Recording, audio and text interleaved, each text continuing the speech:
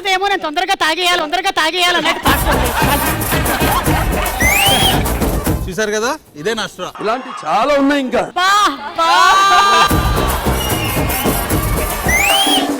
ఏం చేస్తుంది? ఏం చేయాలో తెలియట్లేదా? అంటే అది